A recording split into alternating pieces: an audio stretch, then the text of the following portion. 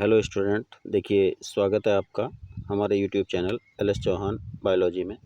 Chapter number 1 11th class biology UP board. देखिए पहला chapter शुरू होता है जीव विज्ञान में।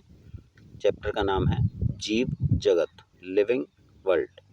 अब इसमें देखिए सबसे पहले आता है जीव विज्ञान क्या है, यानी बायोलॉजी की परिभाषा आपको यहाँ देखनी है।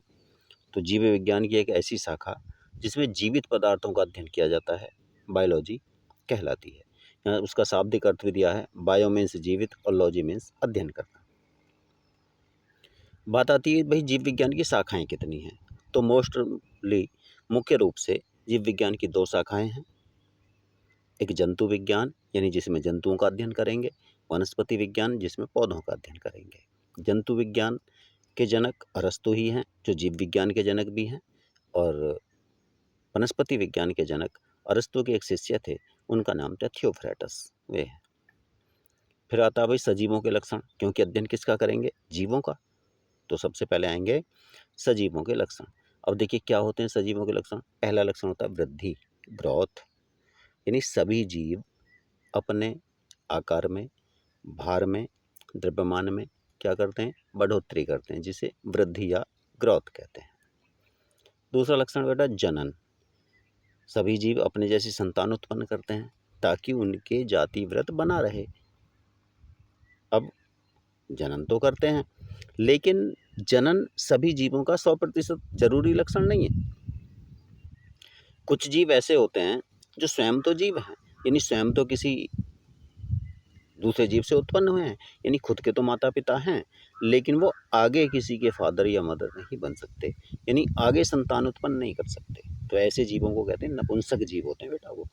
अब जो जन्मजात नपुंसक होते हैं, जैसे खच्चर, खच्चर के पृथ्वी पर जितने भी सदस्य हैं वो सभी नपुंसक हैं, वो संतान उत्पन्न नहीं कर सकते। क्यों? क्योंकि वो हाइब्रिड है। उनकी मदर जो है वो घोड़ी है और फादर गधा है। तो जब दो अलग अलग जातियों से संतान उत्पन्न होगी तो वो खच्चर होगा, यानी हाइब्रिड होगी, खच्चर होंगे। उदाहरण ऐसे ही टाइगर और शेर के संतान टेलगॉय कहलाती हैं, वो भी नपुंसक होती हैं। जेब्रा और घोड़े की संतान जेब्रॉइड कहलाती हैं, वो भी नपुंसक होती हैं। तो और भी उदाहरण हैं ऐसे। फिर देखिए जीवों का लक्षण आता है संवेदनशीलता, यानी सभी जीव वातावरण के साथ अनुक्रिया व्यक्त करते हैं, उसके अनुसार अपने आप को अडेप्ट करने की क्षमता रखते हैं या अपने आप को ढालने की कोशिश करते हैं, जो संवेदनशीलता सेंसिटिविटी कहते हैं। उपापचय, जीवों की बॉडी में बहुत सारी रासायनिक क्रियाएं होती हैं, ऊर्जा उत्पन्न होती है, प्रोटीन संश्लेषण होता है, भोजन का पाचन होता है, अवशोषण होता है। तो ये सब क्या है, ये मेटाबॉलिज्म है, अपचय है। ये केवल जीवों में होता है, निर्जीवों में नहीं होता। निर्जीव पदार्थों में ऐसी क्रियाएं नहीं होती। स्वयं प्रतिलिपिकरण यानी सेल्फ रेप्लिकेशन, अपने जैसी संतान उत्पन्न करना, ये जननी होती है, ये जनन को ही कह सकते हैं। विविधता की परिभाषा हो गई, देखो क्या है कि पृथ्वी पर सभी जीव रंग में, रूप में, आकार में, लक्षणों में एक जैसे नहीं है, तो उनमें कुछ अंतर पाए जाते हैं, जिसे जैव विविधता कहते हैं। अब कोशिका के आधार पर जीवों का वर्गीकरण यहाँ कर दिया है इन्होंने। 3 प्रकार बताए हैं। अकोशिकीय जिनमें कोशिकाएं नहीं है, एक कोशिकीय जिनमें एक कोशिका होती है बॉडी में, बहुकोशिकीय जिनकी बॉडी में बहुत सारी कोशिकाएं होती हैं। उदाहरण भी दिए हैं, देखो अकोशिकीय मतलब विषाणु, कोशिका होती ही नहीं। एक कोशिकीय पैरामीशियम, यूग्लिना, अमीबा, मोनोसिस्टिस, बहुत सारे हैं। और बहुकोशिकीय में ये सब आती हैं, पेड़ पौधे और हम आप। नामकरण की विधियां हैं, 2 अंतर्राष्ट्रीय संस्थाएं, ICZN जो जंतुओं का नाम रखती है, ICBN पौधों का नाम रखती है। फिर उन्होंने जीव विज्ञान के जनक, वनस्पति विज्ञान के जनक और ये जनकों के नाम लिख दिए हैं, ये देख लेना। जैव विविधता की परिभाषा फिर लिख दी है। नामकरण की ज़रूरत क्या है भाई, सभी जीवों के क्षेत्रीय भाषाओं में अलग अलग नाम होते हैं। अब अलग अलग नाम है तो उनका अध्ययन में बड़ी दिक्कत आती है। तो इंटरनेशनल रूप से यदि नाम एक हो तो उसका अध्ययन आसानी से हो सकता है। तो अध्ययन में सुविधा के लिए ऑल ओवर वर्ल्ड में किसी जीव का एक ही नाम होना चाहिए और उसके लिए बनाई गई संस्था ICZN ICBN। फिर आती है द्विनाम पद्धति। वैज्ञानिक थे कैरोलस लिनियस, स्वीडन के रहने वाले। उन्होंने एक नियम बनाए पद्धति बनाई कि भाई किसी जीव का नाम कैसे रखा जाए। तो क्या नियम था, यानी किसी भी जीव का केवल एक ही नाम होना चाहिए ऑल ओवर वर्ल्ड में, जिसे वैज्ञानिक नाम कहेंगे।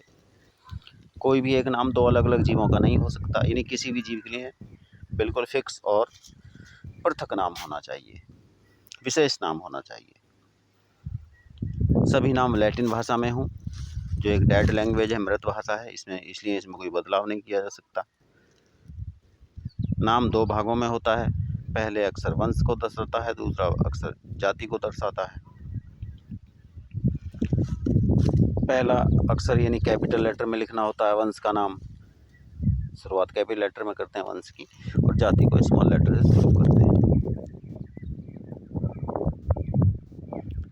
नाम सब इटैलिक यानी तिरछे कर्सिव में लिखे जाते हैं, तिरछे लिखे जाते हैं।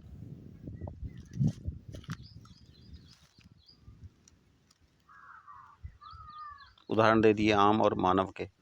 आम का मैग्नीफेरा इंडिका होता है और मानव का होमो सैपियंस। कोशिकीय वर्गीकरण किया फिर जीवों का, एकोशिकीय, एक कोशिकीय। एकोशिकीय में विषाणु आते हैं और एक कोशिकीय में प्रोकैरियोटिक और यूकैरियोटिक होते हैं। प्रोकैरियोटिक मतलब जिनमें केंद्रक नहीं होता, और यूकैरियोटिक जिनमें केंद्रक होता है। फिर एकोशिकीय जीव विषाणु की संरचना दे दी है। ये संरचना HIV वायरस की है, जो एड्स रोग उत्पन्न करता है।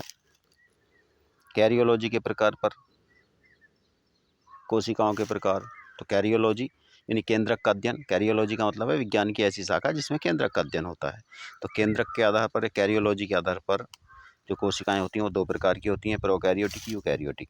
प्रोकैरियोटिक मतलब सत्य केंद्रक अनुपस्थित, यूकैरियोटिक मतलब स्पष्ट केंद्रक उपस्थित। तो प्रोकैरियोटिक में जीवाणु आते हैं, तो एक जीवाणु की संरचना भी यहाँ दिखा दी गई है आपको बनाकर भी, और उसके जो क्या होता है सेल में जो भाग होते हैं वो सब यहाँ लिखवा दिए गए हैं।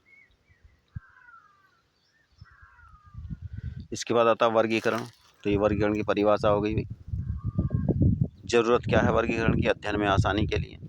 वर्गीकरण के जनक कैरोलस लिनियस, जिन्होंने नामकरण की पद्धति बनाई थी, वही कैरोलस लिनियस वर्गीकरण के जनक कहलाते हैं।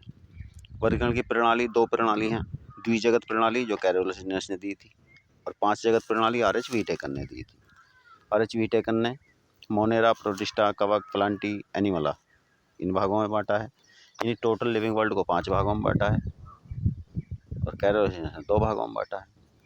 टैक्सोनॉमी यानी साइंस की वह ब्रांच, विज्ञान की वह शाखा जिसमें वर्गीकरण और वर्गीकरण विज्ञान का अध्ययन किया जाता है, अर्थात जीवों को वर्गीकरण के अनुसार स्थापित करके उनकी स्टडी की जाती है। फिर वर्गीकरण के पद अनुक्रम है भैया। पद अनुक्रम मतलब वर्गीकरण की सबसे छोटी इकाई होती है जाति, उससे बड़ी होती है वंश, उससे बड़ा होता है कुल, उससे बड़ा होता है ऑर्डर, उससे बड़ा होता है क्लास, उससे बड़ा होता है फाइलम, और सबसे बड़ा होता है जगत। जगत केवल 2 हैं, जंतु जगत, वनस्पति जगत। जातियाँ लगभग 20 लाख हैं। अब कई सारी एक जैसे लक्षण वाली जातियाँ मिलकर एक वंश का निर्माण करती हैं, कई सारे वंश एक जैसे लक्षण वाले मिलकर एक कुल का निर्माण करते हैं, कई सारे कुल एक जैसे लक्षण वाले मिलकर एक गण का निर्माण करते हैं, ऑर्डर का निर्माण करते हैं, कई सारे गण एक साथ मिलकर एक वर्ग बनाते हैं, और कई सारे वर्ग मिलकर एक संघ का निर्माण करते हैं। ये अनुक्रम देखो नीचे दिया है ना, सबसे नीचे लिखा सब ये लिखा है स्पीसीज सबसे छोटी इकाई, यानी वर्गीकरण की सबसे छोटी इकाई, बहुत सारे स्पीसीज का समूह जीनस, बहुत सारे जीनस का समूह फैमिली, बहुत सारी फैमिली का समूह ऑर्डर, बहुत सारे ऑर्डर का समूह क्लास, बहुत सारे क्लास का समूह फाइलम, और अंत में सब मिलकर बनाते हैं किंगडम। तो ये हो गया हमारा वर्गीकरण। अब देखो जाति की परिभाषा यहाँ लिख दी, प्रजाति की परिभाषा। नामकरण के नियम याद हो ही गए आपको, जो द्विनाम पद्धति में थे।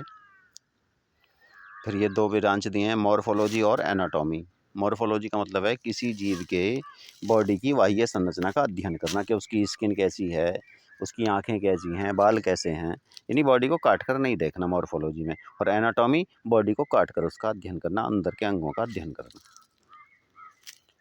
जीव विज्ञान का परिचय ये फिर दोबारा दे दिए हैं, देखो शॉर्ट में दे दिए ना। जीव विज्ञान 2 शाखाएँ, वनस्पति विज्ञान, जंतु विज्ञान, जीवों के लक्षण, वृद्धि, जनन, समय, उपज, विविधता, ये सारी चीज़ें दे दी। नामकरण की प्रणाली आपको दे दी है। टैक्सोनॉमी वर्गीकरण के पद अनुक्रम दोबारा वैसे लिख दिए, ये सीढ़ी बनाकर। भी सबसे नीचे क्या आती है? जाति, उससे ऊपर वंश, फिर कुल, फिर गण, फिर ऑर्डर, फिर वंश और सबसे ऊपर जगत। जाति की परिभाषा फिर आ गई है, मॉर्फोलॉजी, एनाटॉमी, ये दोबारा दोबारा आ रहा है ना समझने के लिए। मनुष्य का वैज्ञानिक नाम ये हो गया जीनस, वंश। फिर ये अलग अलग बता दिए कि वंश किसे कहेंगे, फैमिली किसे कहेंगे, ऑर्डर किसे कहेंगे, वर्ग किसे कहेंगे, संघ किसे कहेंगे, जगत किसे कहेंगे। फिर RHVT करके ये 5 जगत दिखा दिए। 1 नंबर पर मोनेरा, जिसमें जीवाणुओं को रखते हैं, 2 पर प्रोटिस्टा, 3 पर फंजाई, 4 पर प्लांटी, 5 पर एनिमल। पद अनुक्रम फिर दोबारा दिखा दिए। देखो सबसे छोटी इकाई जाति, जातियों का समूह वंश, वंशों का समूह कुल, कुल का समूह गण, गण का समूह वर्ग, वर्ग का समूह संघ और सबसे बड़ा सर्ग जगत। तो कहने का मतलब ये है, ये पहले चैप्टर के जो नोट्स हैं इसमें क्या सीखा हमने, क्या पढ़ा? इसमें केवल इतना जाना जीव विज्ञान क्या है, उसकी कितनी शाखाएं हैं, उनके जनक कौन हैं, जीवों के लक्षण क्या हैं, जीवों का वर्गीकरण कैसे करते हैं, द्विनाम पद्धति क्या है, और विषाणु की संरचना, जीवाणु की संरचना। बस यही इस चैप्टर में है। तो इन सभी नोट्स को आप रेडी कर सकते हैं, तैयार कर सकते हैं। धन्यवाद।